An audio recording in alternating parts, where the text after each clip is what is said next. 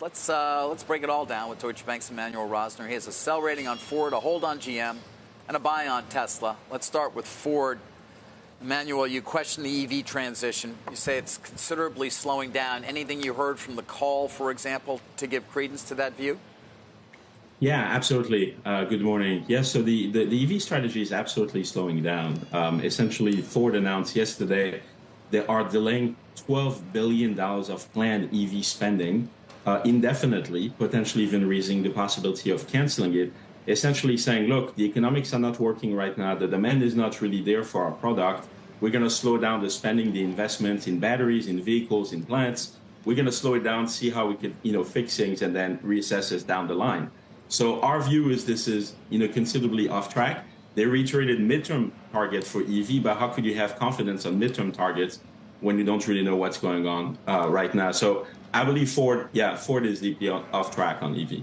All right. Well, what does that mean for GM and or Tesla? I mean, are we sensing that there's an overall slowdown in demand, or is this specific in some way to the expectations for Ford products?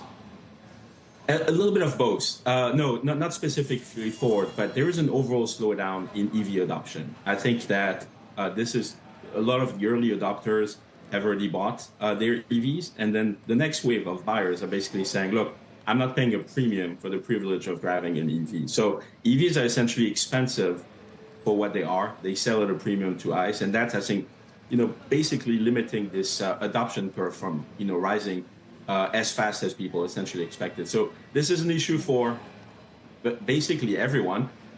But the traditional automakers have had a very hard time being able to come up with a cost structure that enables them to sell the car at the right price. And so Ford, and we have the same issue with GM, essentially lose a tremendous amount of money on each EV that they sell, which basically means that their prices are not competitive for what their product is actually worth. Tesla has cracked the code much better and makes money on selling EVs. They're facing a more difficult macro backdrop. But for traditional automakers, we're incredibly cautious on their success in EV. What about this tentative deal with the UAW for Ford? How does it change your numbers and their overall competitiveness? Yeah.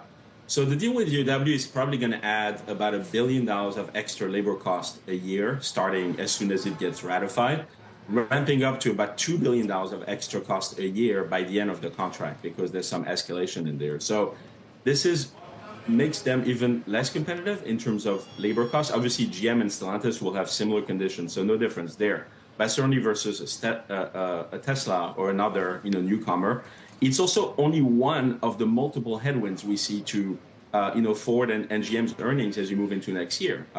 You have these higher labor costs, which are meaningful. You have vehicle prices, which are starting to come down, and as we just discussed, EV losses deepening, and essentially the success of EV becoming further and further out, if ever. So to us, it feels like earnings are about to take a real meaningful step down as you move into 2024.